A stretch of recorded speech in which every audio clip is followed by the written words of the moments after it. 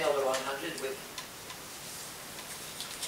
Now, when we had come up with that 5-point solution, what they had, the former Prime Minister came up to me and said, "This is the best I've ever seen. The only point about it is it will not happen." So I said, "Why not?" He said, "Come to my house tonight. I'll give you some details." This was in Peshawar. They were refugees. As you know, Muslim countries are extremely hospitable to Muslim refugees. Millions. They haven't invented utlänningsdirektoratet. They haven't invented that one. They are behind them. The reason why it won't succeed is that the United States is going to attack us in October. We said it. Come to my house tonight. Now we had a house that was leaning onto a little hill, and then he had made a cave. There is something about Afghans and caves. I'm not quite sure I know the deep psychology, the psychoanalysis of it. And I'll not even tell you how I'm thinking, but anyhow. Having said that, we went into the cave. And he had a map, and he had some tingling and some beams and light and all of that. It's a so-called situation room. They want a base there. And what I was reading under his finger, it said Bagram. They think a war with China is inevitable. Afghanistan is bordering on China. They want a pipeline from Turkmenistan to the Indian Ocean, run by UNOCAP. The name of the UNOCAP representative is Karzai, who is working for CIA. This was the kind of thing I expected. Being an expert on the US empire. No particular news, but some interesting details. When it came 7 October, they landed in Bagram, and one of their first projects was the pipeline. So that's okay. The pipeline came in May 2003 and was opened from Turkmenistan to the Indian Ocean. So, that's the subtext. But the text is informed by the pretext. And there we know lots of things about technology and women and development and democracy and human rights and all. Then we go to the Afghan side. What do you want? What's the Afghanistan you would like to live in? Afghanistan consists of 7-8 nations, very different. 20,000 villages, very different and autonomous. So if I now boil it down to 3 things that they want, for which reason there are 3 different wars going on at the same time.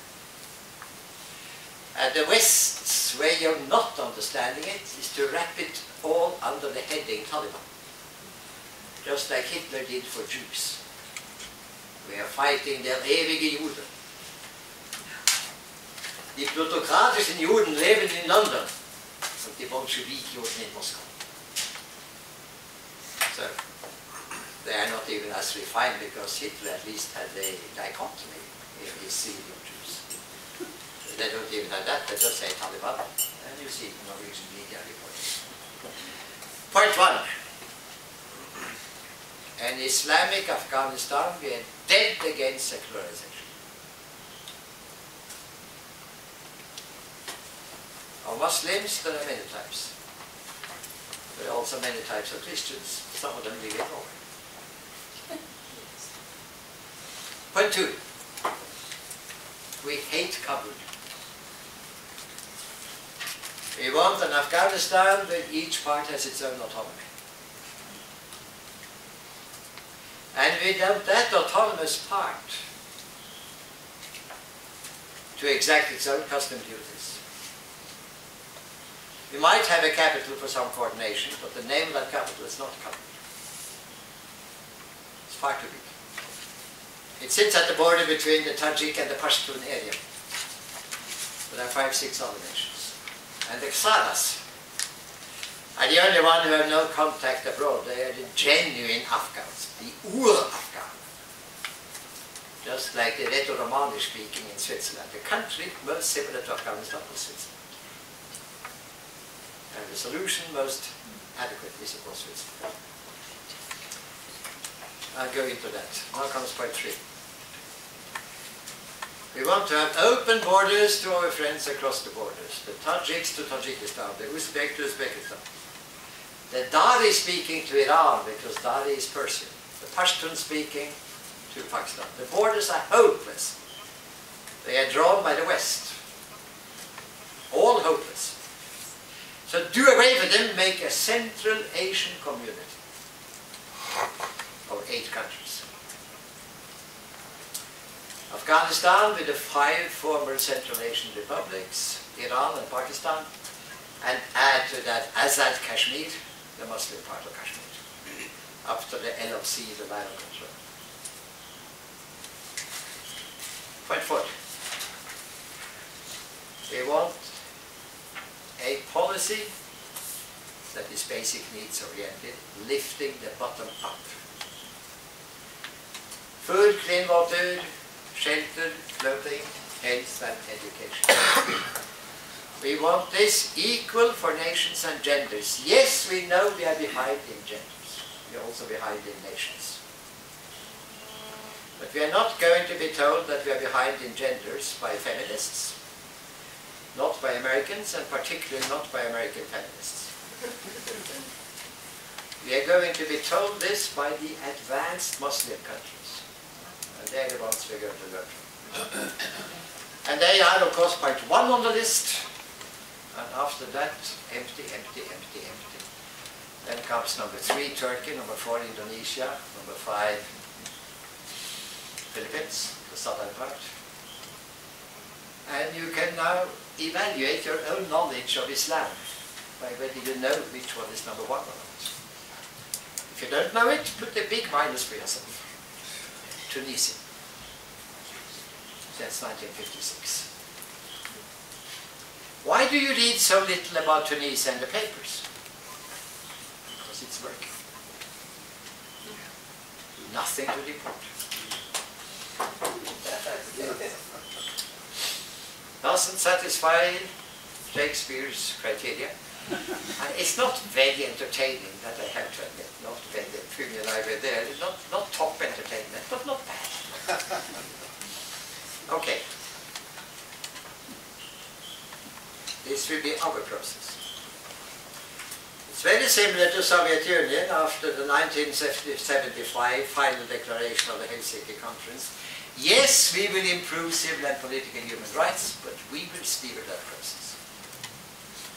Almost a day after, people who want to travel abroad could travel abroad. The newspapers opened up. It's not by writing a book about the book dealer in Kabul, a racist book. The author would never have written a book about the book dealer in Bergen. And I know book dealers in Bergen of the same type when it comes to women. It's not an unknown phenomenon. She deserves to lose any court case, and she's doing it. But of course it was manna, balsam for the soul of Norwegians who wanted a reason for intervening. So having said that, point 5. We are a very violent country, a very violent tradition. We need some peacekeeping. Not by US, not by NATO, not by ISAF. We need peacekeeping by our own. Why? Our own Muslim countries. There are 56 Muslim countries, 57 with India. We can take them from all of these countries, they have to be Muslims, but particularly the countries that also are good on women. Tunisia. So, that was the peace plan. And behind that peace plan is reason number 3 why they are fighting. So number 1 is against secularization, number 2 is against Kabul, number 3 is against being invaded. They have been invaded just about enough. probably will say a little bit about. 5 times in modern history. By Britain, 1838, 1878, and 1919. By the Soviet Union, 1878, 79. No, 78. And now by the United States, 7 October 2007, with a coalition. This coalition at present has 44 members, some say 48, others are unable to go to 44. And those of us who are working on us, we are now betting in which order will they pull out. Who will be the last one? No, Norway will be in the middle, because the Fornuft is in the middle. So the Norwegian doctrine is that reason is in the middle. It will be in the middle. You see, there are clients that are even more client than Norway. Georgia is already informed that. What does Georgia have to do with Afghanistan? Nothing. But they have a lot to do with the United States. So having said, the present president has a lot to do with it. So having said that, you can say that the diagnosis takes its point of departure in conflict analysis, and the therapy then takes the form of a possible conflict solution. The question is, who is the carrier of it? Who can do it? So I myself am oscillating between a high number of countries. And I find the axis from Turkey to Beijing promising. And the Swiss model for the Western countries. Does that mean neutrality? It may mean neutrality. When we say, listen to all the goals, then we ask ourselves, is this goal legitimate or illegitimate? The 2 American goals are illegitimate. You have no business of invading a country. To enroll that country in what you think, stupidly, is an inevitable war with China. A war which China does not seek in any way. And you only believe in that because you have inherited the idea from England that the strongest power on the continent is our enemy. 400 years France, then defeated with Germany, then Germany was beaten by Soviet Union. Whereupon Soviet Union becomes the enemy, not for being Soviet Union, but for beating the enemy. Soviet Union evaporates. Question mark, where is the enemy? Well, the answer came from Washington. And loyal countries, silent. So here we have a succession of things. How about the prognosis part? And how about that? Well, the prognosis was relatively evident. The United States will invade with more and more countries. The war will last for a long time. Not even knowing what they are fighting against. And doing the utter stupidity in bomb of excluding, defining the Taliban as losers who do not deserve being listened to. They have already ruled out point 1. In a peace agreement, coalition government with Taliban. Attack from Afghanistan on US is not that easy.